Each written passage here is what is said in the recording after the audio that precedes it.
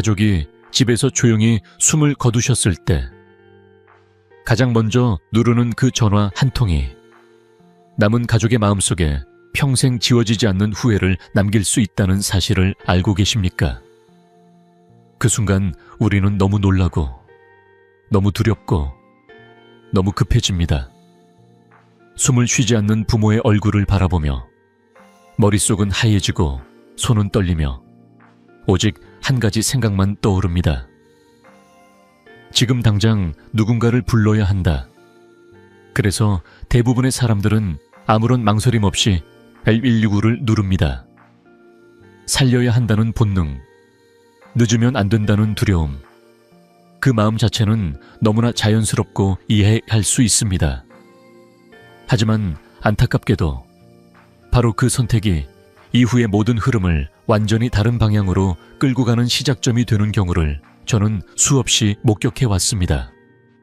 새벽에 고요한 집 안, 평소와 다르지 않던 하루의 끝에서 갑작스럽게 맞이한 침묵, 부모님의 숨소리가 들리지 않는다는 사실을 깨닫는 순간 누구도 침착할 수 없습니다. 평생 한 번 겪을까 말까 한 그 장면 앞에서 우리는 준비되어 있지 않기 때문입니다. 그리고 그 준비되지 않음이 고인을 지키지 못했다는 자책과 그때 왜 그렇게 했을까 하는 후회를 남기게 됩니다. 저는 올해 85살 이승호입니다. 의사로 살아온 지 어느덧 50년에 가까워졌고 그동안 수많은 환자를 진료해 왔습니다. 병을 치료하고 통증을 줄이고 삶의 시간을 조금이라도 더 편안하게 만드는 것이 제 일이었습니다. 하지만 나이가 들수록 진료실이 아닌 곳에서 무너지는 가족들을 더 자주 보게 되었습니다. 치료의 문제가 아니라 마지막 순간을 어떻게 맞이하느냐의 문제 앞에서 말입니다. 수천 명의 환자와 그 가족을 지켜보며 저는 반복되는 한 가지 장면을 보았습니다. 모두가 최선을 다했지만 결과는 늘 비슷한 후회로 남는 모습이었습니다. 얼마 전에도 한 가족이 떠올랐습니다. 집에서 조용히 돌아가신 어머니를 발견한 아들이었습니다. 그는 단 한순간도 고민하지 않고 전화를 걸었고 그 이후의 과정은 생각보다 길고 낯설고 차가웠다고 말했습니다. 어머니를 지켜드릴 틈도 없이 절차가 시작되었고 시간이 지난 뒤 남은 것은 깊은 슬픔보다 더 깊은 후회였습니다. 조금만 알았더라면 달랐을까요? 라는 질문을 그는 제게 남겼습니다. 그 질문은 지금 이 영상을 보고 계신 여러분에게도 결코 남의 이야기가 아닙니다. 오늘 저는 가족이 집에서 돌아가셨을 때 절대로 해서는 안 되는 행동과 반드시 지켜야 할 올바른 순서를 차분히 이야기해 보려 합니다. 이것은 겁을 주기 위한 이야기가 아닙니다. 고인을 지키고 남은 가족이 불필요한 조사와 혼란, 그리고 평생의 후회로부터 스스로를 보호하기 위한 이야기입니다. 만약 지금 이 순간이 여러분에게 찾아온다면 여러분은 과연 무엇부터 하실 수 있겠습니까? 이제부터 그 답을 함께 하나씩 짚어보겠습니다. 선의로 한 행동이 때로는 가장 잔인한 결과를 낳는 경우가 있습니다. 저는 이 말을 참 오랫동안 가슴에 품고 살아왔습니다. 가족이 집에서 숨을 쉬지 않는 모습을 발견했을 때 그 순간에 아기를 가진 사람은 단 한 명도 없습니다. 모두가 사랑했고 모두가 살리고 싶었고 모두가 최선을 다하려 했습니다.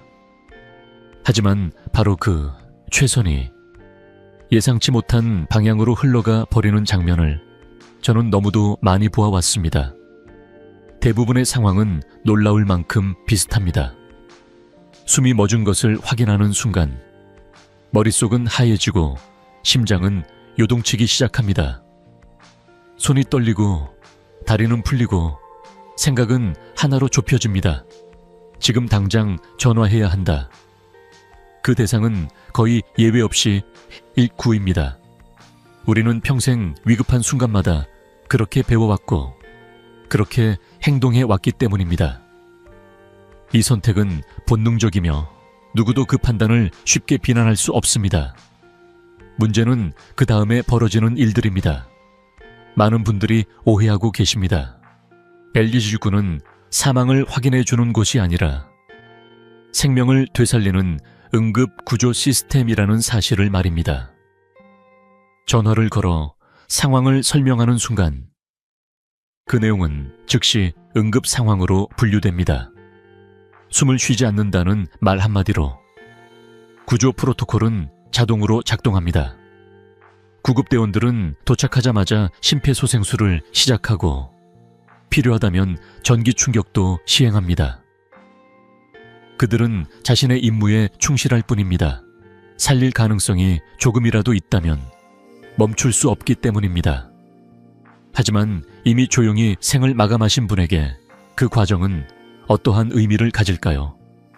강한 흉부 압박으로 몸이 흔들리고 전기 충격으로 근육이 움찔거리는 장면을 가족이 바로 옆에서 지켜보게 됩니다. 저는 그 장면을 바라보는 자녀의 눈빛을 잊을 수가 없습니다.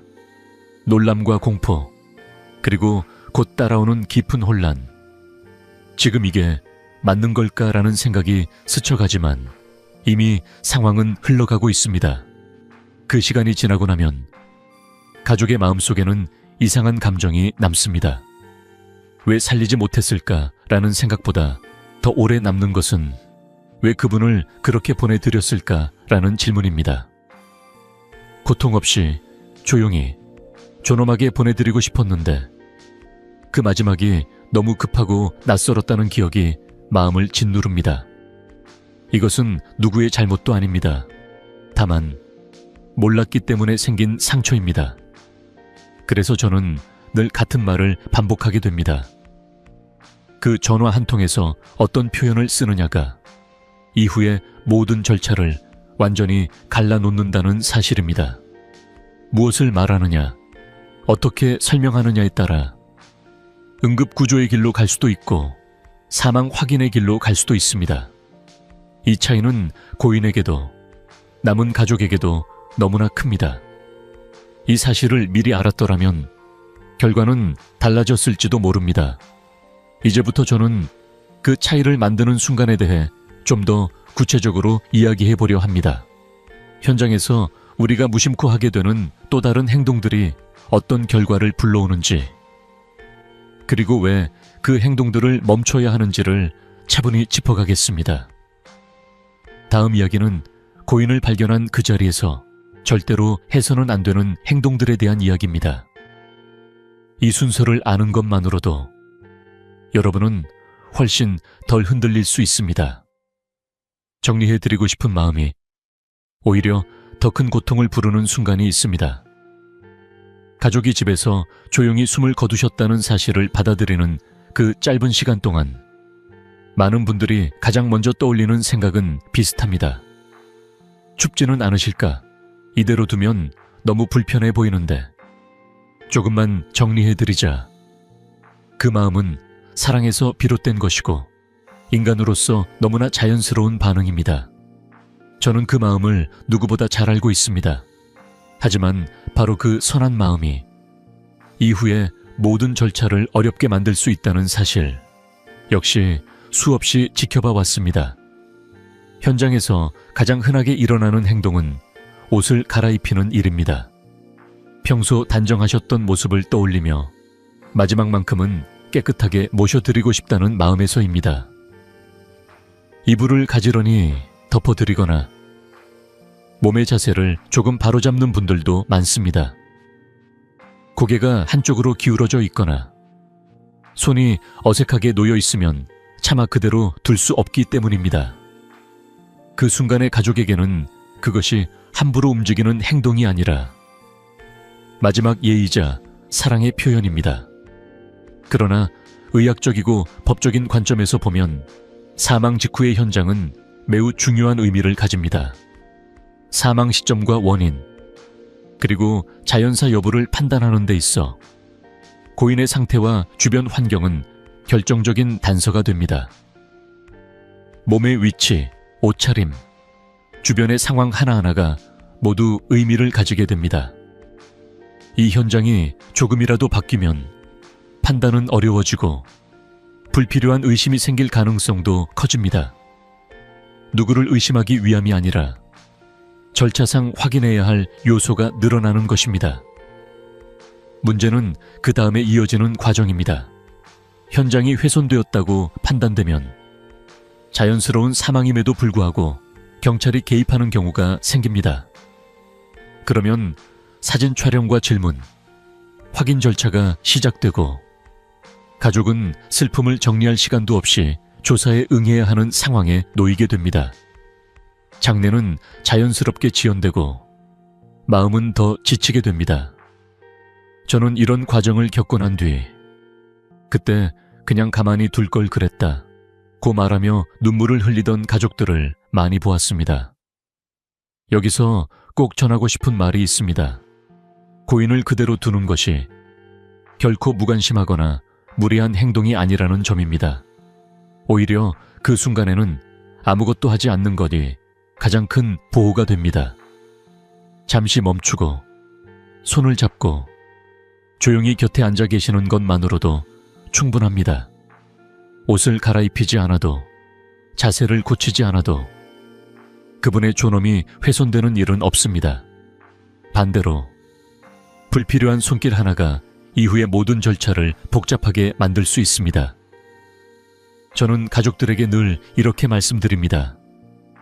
지금은 정리할 시간이 아니라 지켜볼 시간입니다. 정리는 나중에 할 수 있지만 현장은 되돌릴 수 없습니다. 이 잠깐의 멈춤이 고인을 더 평온하게 보내고 남은 가족을 더 큰 혼란에서 지켜주는 선택이 됩니다. 사랑은 움직임으로만 표현되는 것이 아니라 때로는 참고 기다리는 것으로도 충분히 전해집니다. 이제 다음으로 이야기할 내용은 많은 분들이 또 하나의 실수로 이어지는 선택에 관한 것입니다. 사망 확인이 되기도 전에 혹은 준비가 되지 않은 상태에서 누구에게 먼저 연락해야 하는지에 대한 이야기입니다. 이 선택 역시 이후의 흐름을 크게 바꾸게 됩니다. 다음 파트에서 그 이야기를 이어가겠습니다. 자연사임에도 사건이 되는 순간이 있습니다. 이 말이 조금 낯설게 들리실 수도 있겠습니다. 평생을 병치레하며 지내시다 집에서 조용히 숨을 거두신 경우라면 누구나 자연스럽게 돌아가신 것이라고 생각합니다. 가족의 입장에서는 더 말할 것도 없습니다. 그런데도 그 순간 한 통의 전화가 상황을 전혀 다른 방향으로 흘러가게 만드는 경우를 저는 수없이 보아왔습니다. 바로 사망 확인서가 없는 상태에서 경찰부터 연락하는 선택입니다. 많은 분들이 이렇게 생각하십니다. 집에서 돌아가셨으니 일단 경찰에 알려야 하는 것 아닌가요? 이 질문은 너무도 자연스럽고 그 자체로 잘못된 마음은 아닙니다. 하지만 제도적으로 보면 사망 확인서가 없는 상태에서의 신고는 자연사 여부와 관계없이 확인이 필요한 사망으로 분류됩니다. 즉, 명백한 자연사라고 해도 절차상으로는 조사가 먼저 시작될 수밖에 없습니다. 이 차이를 미리 알고 있느냐, 모르고 있느냐에 따라 그날의 풍경은 완전히 달라집니다. 경찰이 현장에 도착하면 그 순간부터 집은 조용한 이별의 공간이 아니라 확인과 기록의 장소가 됩니다. 고인의 모습과 주변 상황을 사진으로 남기고 가족들에게 질문을 던집니다. 언제 마지막으로 뵈었는지, 평소 건강 상태는 어땠는지, 최근에 다툰 일은 없었는지, 질문 하나하나는 절차에 따른 것이지만 슬픔에 잠긴 가족에게는 모두 가슴을 파고드는 말로 들립니다. 눈앞에서 부모를 잃은 지 얼마 되지 않은 자녀가 마음을 추스를 틈도 없이 설명과 해명을 해야 하는 상황에 놓이게 되는 것입니다. 이 과정은 생각보다 길어질 수 있습니다. 짧게 끝나는 경우도 있지만 상황에 따라서는 몇 시간씩 이어지기도 합니다. 그 시간 동안 가족은 아무것도 할 수 없습니다. 고인을 편안히 보내드릴 준비도, 서로를 위로할 시간도 없이 그저 기다리고 답해야 합니다. 장례 일정은 자연스럽게 뒤로 밀리고 마음은 점점 더 지쳐갑니다. 저는 이런 상황을 겪고 난 뒤 왜 그때 그렇게 서둘렀을까라며 스스로를 책망하던 가족들의 얼굴을 잊을 수가 없습니다. 여기서 중요한 점은 경찰의 개입이 잘못이라는 뜻이 아니라는 것입니다. 필요할 때 필요한 순서로 이루어져야 한다는 이야기입니다. 사망 확인서가 먼저 발급되면 사망의 성격이 명확해지고 불필요한 오해와 절차를 피할 수 있습니다. 그 다음에 필요한 행정 절차를 차분히 밟아도 늦지 않습니다. 순서가 바뀌면 그만큼 가족이 감당해야 할 부담이 커질 뿐입니다. 저는 가족들에게 이렇게 말씀드립니다. 경찰은 문제를 해결하기 위한 마지막 선택이지 처음부터 불러야 할 대상은 아닙니다. 먼저 해야 할 일들이 있고 그 순서를 지키는 것이 고인을 위한 배려이자 남은 가족을 위한 보호입니다. 이 사실을 알고 있었다면 슬픔 속에서 불필요한 고통을 겪지 않아도 되었을 많은 장면들이 떠오릅니다. 이제 다음으로는 이런 혼란이 장례 준비 단계에서 어떻게 또 다른 실수로 이어지는지 이야기해보려 합니다. 마음이 급해질수록 판단은 흔들리기 쉽습니다. 그 흔들림이 어떤 결과를 가져오는지 다음 파트에서 차분히 이어가겠습니다. 슬픔이 클수록 결정권자는 필요합니다. 이 말은 차갑게 들릴지 모르지만 현장에서 수없이 반복되는 현실을 지나며 제가 얻은 가장 뼈아픈 결론이기도 합니다. 가족이 갑작스럽게 집에서 세상을 떠난 뒤 남겨진 이들은 모두 같은 마음을 안고 있습니다. 충격, 슬픔, 미안함, 그리고 무엇부터 해야 할지 모르는 막막함. 문제는 이 감정들이 겹칠수록 누구도 앞에 서려 하지 않는다는 데서 시작됩니다. 현장은 곧잘 이런 모습이 됩니다. 형제자매가 모여 있지만 각자의 생각은 조금씩 다릅니다. 조금 더 기다려보자 하는 사람도 있고 지금 당장 진행해야 한다는 사람도 있습니다. 누군가는 비용이 걱정되고 누군가는 체면이 먼저 떠오릅니다. 모두 고인을 위하는 마음이지만 방향이 다를 뿐입니다. 결국 아무도 결정을 내리지 못한 채 시간만 흘러갑니다. 책임을 지고 싶지 않아서가 아니라 잘못 결정했다는 말을 듣고 싶지 않아서입니다. 이렇게 시간이 지체되면 장례는 점점 가족의 손을 떠나게 됩니다. 화장 일정은 남아있는 시간대 중에서 선택해야 하고 장례식장 역시 여유 있는 선택지가 줄어듭니다. 이 시간밖에 안 됩니다라는 말에 끌려가듯 결정하게 되고 정작 가족이 원하던 방식은 하나둘 포기하게 됩니다. 나중에 돌아보면 왜 그때 그렇게 서둘렀는지, 왜 아무도 중심을 잡지 못했는지에 대한 아쉬움만 남습니다. 저는 이런 장면을 지켜본 가족들로부터 비슷한 말을 자주 듣습니다. 그때는 서로 상처 주기 싫어서 아무 말도 못했어요. 하지만 결과적으로 남는 것은 상처를 피한 평화가 아니라 말하지 못한 후회입니다. 장례가 끝난 뒤에도 형제 사이에 남는 어색함, 마음속에 쌓인 섭섭함은 쉽게 사라지지 않습니다. 슬픔은 시간이 지나면 옅어질 수 있지만 그때의 다툼과 침묵은 오래 기억으로 남습니다. 그래서 저는 가족들에게 늘 조심스럽게 권합니다. 이럴 때일수록 한 사람이 중심을 잡아야 한다고 말입니다. 독단적으로 결정하라는 뜻이 아닙니다. 모두의 의견을 듣되 최종 선택을 책임질 사람이 필요하다는 뜻입니다. 그 역할은 장남일 수도 있고 배우자일 수도 있으며 때로는 가장 침착한 사람이 맡아야 할 수도 있습니다. 중요한 것은 누가 하느냐보다 누군가는 해야 한다는 사실입니다. 결정권자가 생기면 분위기는 놀라울 만큼 달라집니다. 방향이 정해지면 나머지 가족들은 비로소 슬퍼할 시간을 가질 수 있습니다. 서로를 위로하고 고인을 떠올리며 마지막을 준비할 여유가 생깁니다. 다툼은 줄어들고 장례는 가족의 의도에 조금 더 가까워집니다. 이것이 완벽한 선택은 아닐지라도 최소한 후회는 줄일 수 있습니다. 이제 다음으로는 이렇게 판단이 흔들리는 상황에서 많은 분들이 또 하나의 실수로 이어지는 선택을 하게 되는 이야기를 해보려 합니다. 순서 하나만 바뀌어도 시간과 비용, 그리고 마음의 부담이 크게 달라지는 지점입니다. 다음 파트에서 그 이야기를 이어가겠습니다. 순서를 바꾸면 비용과 고통이 늘어납니다. 이 말은 장례 현장에서 수없이 확인된 아주 현실적인 진실입니다.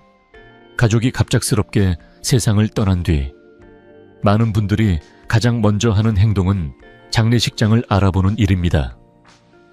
빈소부터 마련해야 마음이 놓일 것 같고 어딘가 자리를 잡아야 모든 것이 시작되는 느낌이 들기 때문입니다. 슬픔 속에서 무엇이든 붙잡고 싶어지는 마음, 그 마음 자체는 충분히 이해할 수 있습니다. 하지만 이 선택이 이후의 흐름을 더 어렵게 만드는 경우가 많다는 사실을 저는 현장에서 반복해서 보아왔습니다. 요즘 장례 문화의 큰 흐름은 화장입니다. 이미 대부분의 가족이 화장을 선택하고 있고 이로 인해 화장장은 늘 포화 상태에 가깝습니다. 특히 주말이나 공휴일이 겹치는 시기에는 상황이 더 빡빡해집니다. 원하는 날짜와 시간에 화장을 진행하기란 생각보다 쉽지 않습니다. 그런데도 많은 가족들이 이 사실을 충분히 인지하지 못한 채 장례식장부터 예약을 서두릅니다. 눈앞에 보이는 공간부터 정해 놓으면 나머지는 어떻게든 되지 않을까 하는 기대 때문입니다. 문제는 그 다음에 벌어집니다. 장례식장은 정해졌는데 화장 일정이 나오지 않는 상황입니다. 기다릴 수밖에 없고 그 기다림은 곧 안치 기간의 연장으로 이어집니다. 하루, 이틀이 늘어날수록 비용은 눈에 띄게 커집니다. 빈소 사용료, 안치 비용, 부대 비용들이 하나둘씩 쌓입니다. 처음에는 예상하지 못했던 금액이 청구서에 적혀 있는 것을 보고 가족들은 그제야 상황의 무게를 실감하게 됩니다. 슬픔에 더해 경제적인 부담까지 얹히는 순간입니다. 이 과정에서 마음의 고통도 함께 커집니다.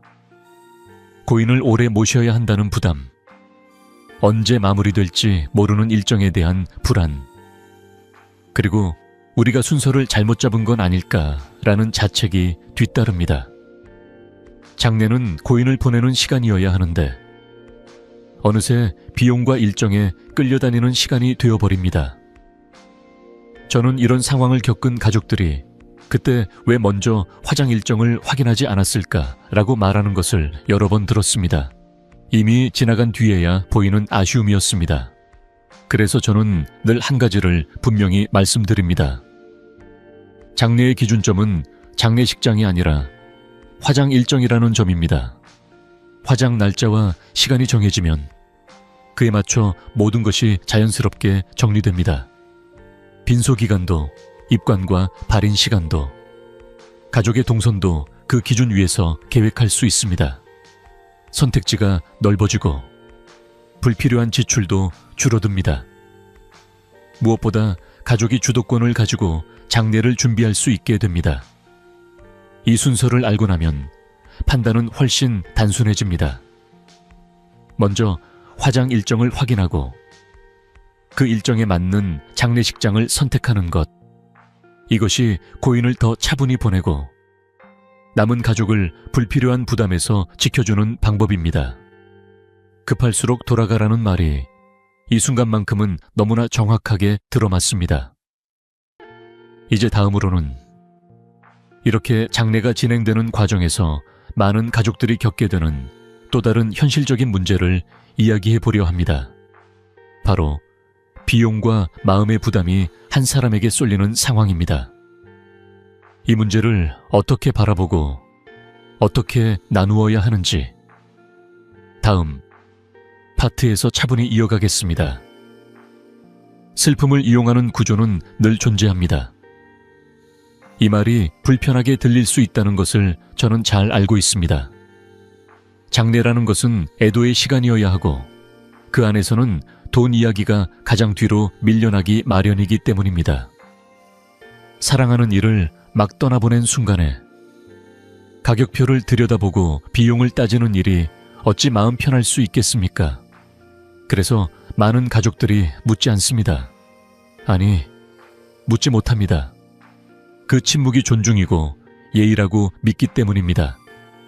하지만 바로 그 지점에서 현실은 조금씩 다른 방향으로 흘러가기 시작합니다. 장례의 구조를 차분히 들여다보면 대부분의 항목이 기본에서 시작해 추가로 분리되어 있다는 사실을 알게 됩니다. 겉으로 보기에는 하나의 패키지처럼 느껴지지만 실제로는 관, 수혜, 꽃, 음식, 차량, 인력, 사용시간까지 하나하나가 선택사항으로 나뉘어 있습니다.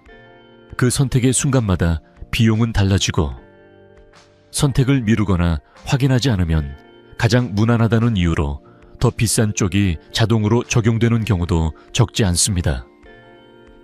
이 과정에서 가족은 상황을 통제하고 있다는 느낌을 점점 잃게 됩니다. 특히 자주 부풀려지는 항목들이 있습니다. 관은 등급에 따라 가격 차이가 크고 수혜 역시 설명을 듣다 보면 더 나은 것이 필요할 것처럼 느껴집니다. 꽃장식은 빈소의 분위기를 좌우한다는 이유로 쉽게 상향되고 음식은 조문객 수를 가늠하기 어려워 넉넉하게 잡게 됩니다.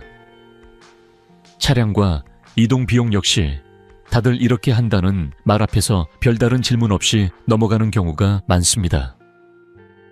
그때는 슬픔이 앞서서 계산할 여유가 없지만 장례가 끝난 뒤 청구서를 마주하는 순간 마음 한켠이 무너지는 경험을 하게 됩니다.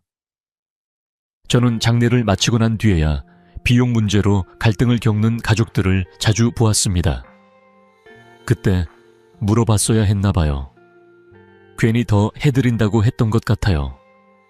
이런 말들은 이미 되돌릴 수 없는 뒤에 남는 후회입니다. 고인을 위해 최선을 다하고 싶었던 마음이었지만 남은 가족의 삶까지 흔들릴 정도의 부담이 된다면 그것이 과연 바람직한 선택이었는지 다시 생각해 보게 됩니다. 그래서 저는 분명하게 말씀드리고 싶습니다. 비용을 묻는 것은 결코 불경한 일이 아닙니다. 오히려 가족을 지키는 행동입니다. 하나하나 확인하고 왜 이 비용이 필요한지 묻고 다른 선택지는 없는지 질문하는 것은 당연한 권리입니다. 그것은 고인을 덜 존중해서가 아니라 남은 가족이 무너지지 않도록 하기 위한 책임 있는 태도입니다. 사랑하는 이를 떠나보내는 마음과 현실을 지켜보는 눈은 함께 존재할 수 있습니다. 조금만 용기를 내어 질문하면 불필요한 오해와 부담을 줄일 수 있습니다. 모든 것을 줄이라는 이야기가 아닙니다. 알고 선택하라는 이야기입니다. 알고 선택한 비용은 후회로 남지 않지만 모른 채 흘러간 비용은 마음에 오래 남습니다. 장례는 하루 이틀의 일이지만 그 이후의 삶은 계속 이어지기 때문입니다. 이제 다음으로는 이렇게 비용과 절차가 얽히는 과정에서 자주 발생하는 또 하나의 문제를 이야기해 보려 합니다. 모든 부담이 한 사람에게 집중되었을 때 그 마음과 몸이 어떻게 무너지는지에 대한 이야기입니다. 다음 파트에서 그 현실을 함께 짚어보겠습니다. 장례는 체력보다 마음이 먼저 무너집니다. 이 말은 제가 현장에서 수없이 확인한 현실이자 많은 가족들이 뒤늦게 고개를 끄덕이며 공감하게 되는 문장입니다. 사랑하는 이를 떠나보낸 직후 몸은 아직 버틸 수 있어 보이지만 마음은 이미 한계를 넘어 있습니다. 그런데도 그 무너진 마음 위에 모든 결정과 연락, 책임이 한 사람에게 집중되는 순간이 찾아옵니다. 대부분 그 역할은 장남이거나 곁을 가장 오래 지켜온 배우자에게 돌아갑니다. 현실은 생각보다 빠르게 굴러갑니다. 장례식장과의 상담, 일정 조율, 비용 확인, 친척과 지인에게 연락, 조문객 응대, 크고 작은 결정들이 쉼없이 이어집니다. 전화는 끊임없이 울리고 질문은 쏟아집니다. 언제 빈소로 가면 되나요? 발인은 몇 시인가요? 이건 어떻게 할까요? 그 질문들에 하나하나 답하다 보면 슬퍼할 틈은 사라지고 마음은 점점 말라갑니다. 정작 가장 슬퍼해야 할 사람이 가장 바쁜 사람이 되어버리는 아이러니한 상황입니다. 이 과정에서 나타나는 변화는 분명합니다. 처음에는 책임감으로 버팁니다. 내가 해야지, 내가 아니면 안 되지 라는 생각으로 밤을 새우고 식사를 거르고 감정을 눌러 담습니다. 하지만 시간이 지나면 몸이 먼저 신호를 보냅니다. 잠을 제대로 자지 못하고 작은 말에도 예민해지고 갑자기 눈물이 터지거나 아무 감정도 느껴지지 않는 상태가 찾아옵니다. 장례가 끝난 뒤에야 긴장이 풀리면서 깊은 탈증과 공허함, 때로는 우울로 이어지는 경우도 적지 않습니다. 저는 장례가 끝난 후 진료실에서 이런 분들을 종종 만납니다. 그때는 괜찮은 줄 알았는데 이제야 너무 힘들어요. 장례 기간 동안은 주변의 시선과 책임 때문에 버텼지만 모든 것이 끝난 뒤 혼자 남았을 때 비로소 무너지는 것입니다. 이때 많은 분들이 스스로를 탓합니다.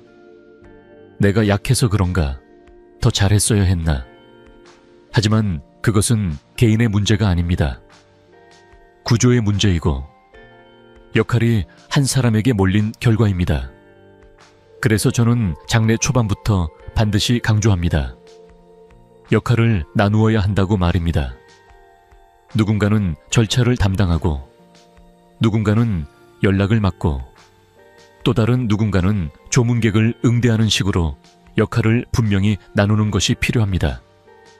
이 분담은 효율을 높이기 위한 것이 아니라 한 사람의 마음이 무너지지 않도록 하기 위한 최소한의 장치입니다.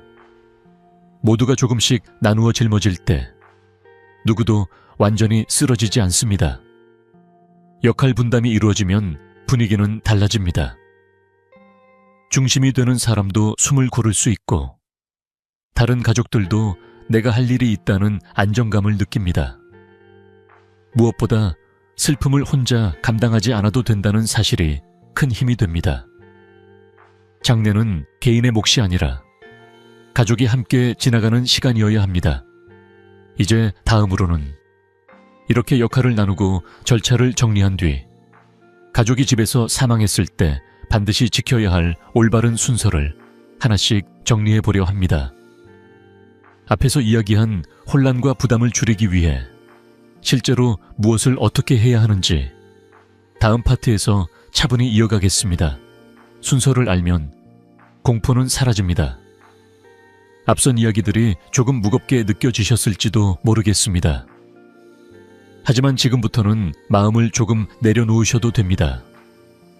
지금 이 파트에서 전하고 싶은 것은 두려움이 아니라 길입니다. 갑작스러운 이별 앞에서 우리가 가장 힘들어하는 이유는 슬픔 그 자체보다도 무엇을 해야 할지 모른다는 막막함 때문입니다. 그러나 순서만 알고 있으면 상황은 생각보다 차분하게 흘러갈 수 있습니다. 가족이 집에서 숨을 쉬지 않는 것 같다는 사실을 알아차렸을 때 가장 먼저 해야 할 일은 침착하게 상태를 확인하는 것입니다. 놀란 마음을 다잡고 가슴이 오르내리는지 맥박이 느껴지는지 조심스럽게 살펴보세요. 이미 시간이 꽤 지난 경우에는 천이 떨어지고 몸이 굳기 시작했을 수도 있습니다. 이 단계에서 중요한 것은 서두르지 않는 것입니다. 확인하는 시간은 결코 무리하지도 늦지도 않습니다. 그 다음 단계는 전화입니다. 여기서 많은 분들이 갈림길에 서게 됩니다. 앞에서 말씀드린 것처럼 응급 상황으로 연결되는 표현이 아니라 사망 확인으로 이어질 수 있도록 조심스럽게 전달해야 합니다. 조용히 돌아가신 것 같다는 식의 표현은 이후의 절차를 완전히 다르게 만듭니다. 이 한 문장이 고인을 불필요한 처치로부터 지키고 가족을 조사와 혼란에서 보호해 줍니다. 전화와 동시에 준비해야 할 것이 있습니다. 고인이 평소 앓고 있던 기저질환은 무엇이었는지, 어떤 약을 복용하고 있었는지, 최근 건강 상태는 어땠는지를 정리해 두는 것입니다. 이 정보들은 사망 확인서를 발급받는 과정에서 큰 도움이 됩니다. 미리 메모해 두지 않았더라도 가족끼리 차분히 떠올려 정리해 두세요. 이 작은 준비가 이후의 시간을 크게 단축시켜 줍니다. 사망 확인서가 발급되면 그제야 절차는 안정적인 틀 안으로 들어옵니다. 이 서류 하나가 고인의 사망을 공식적으로 설명해주고 불필요한 오해를 막아줍니다. 그리고 다음으로 가장 먼저 확인해야 할 것은 화장 일정입니다. 많은 분들이 놓치기 쉬운 부분이지만 이 일정이 모든 계획의 기준이 됩니다. 가능한 날짜와 시간을 먼저 확인한 뒤 그에 맞춰 장례식장을 선택하는 것이 순서입니다. 화장 일정이 정해지면 장례식장 선택은 훨씬 수월해집니다. 기간과 시간대가 명확해지기 때문에 불필요하게 늘어지는 안치 기간을 피할 수 있고 비용도 예측 가능한 범위 안에서 관리할 수 있습니다. 이 과정에서 가족 간 역할을 나누는 것도 중요합니다. 한 사람에게 모든 부담이 쏠리지 않도록 절차를 맡을 사람, 연락을 담당할 사람, 조문객을 응대할 사람을 자연스럽게 나누어 주세요. 마지막으로 비용입니다. 각 항목을 하나씩 확인하고 왜 필요한지, 다른 선택지는 없는지 묻는 것을 주저하지 마세요. 이것은 계산을 따지자는 뜻이 아니라 알고 선택하자는 의미입니다. 알고 선택한 결정은 시간이 지나도 후회로 남지 않습니다. 이 모든 순서는 차갑고 행정적인 절차처럼 보일 수 있습니다. 하지만 그 안에는 분명한 목적이 있습니다. 고인을 불필요한 혼란에서 지키고 남은 가족이 슬픔 위에 또 다른 고통을 얹지 않도록 보호하는 것입니다. 순서를 안다는 것은 이별의 순간을 조금 더 인간답게 만들 수 있는 힘을 갖는 일입니다. 이제 마지막으로 이 모든 절차보다 더 중요한 이야기를 나누려 합니다. 아무리 준비가 잘 되어 있어도 결코 놓쳐서는 안 되는 단 하나의 순간에 대한 이야기입니다. 다음에서 그 이야기를 마무리해 보겠습니다. 이제 이야기를 마무리할 시간입니다. 오늘 긴 시간을 함께 해주신 여러분께 제가 가장 전하고 싶었던 한 문장을 다시 한번 꺼내고 싶습니다. 절차는 다시 정리할 수 있지만 이별의 순간은 단 한 번뿐이라는 사실입니다. 장례는 며칠이면 끝나지만 그날의 기억은 남은 삶 속에 오래 머무릅니다.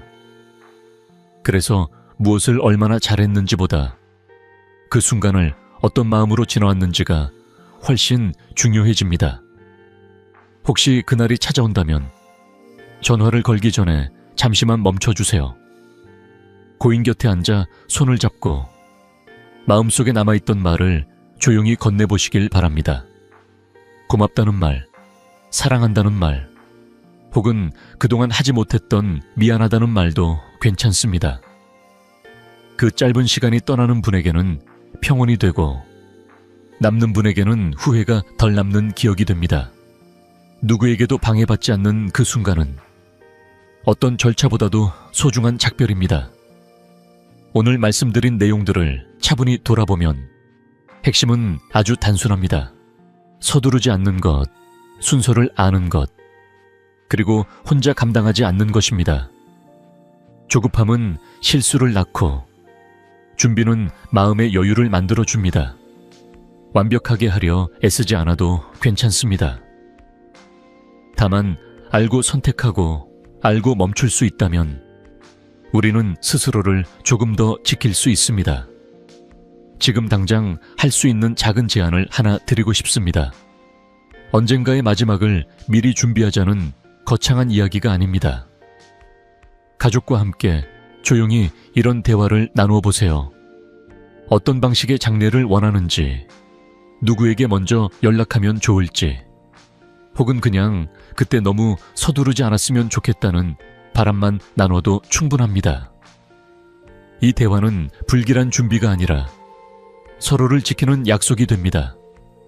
다음 영상에서는 오늘 이야기의 연장선에서 장례 비용을 줄이면서도 품위 있게 준비하는 방법과 장례 이후 꼭 챙겨야 할 행정 절차들에 대해 조금 더 현실적인 도움을 드리려 합니다. 미리 알면 훨씬 덜 흔들릴 수 있는 이야기들입니다. 이 이야기가 단 한 분의 후회라도 줄일 수 있다면 저는 그걸로 충분하다고 생각합니다. 오늘의 내용이 마음에 남으셨다면 구독과 좋아요로 다음 이야기에서도 함께 해주세요. 여러분의 마음이 조금이라도 덜 무겁기를 바라며 여기까지 함께 해주셔서 진심으로 고맙습니다.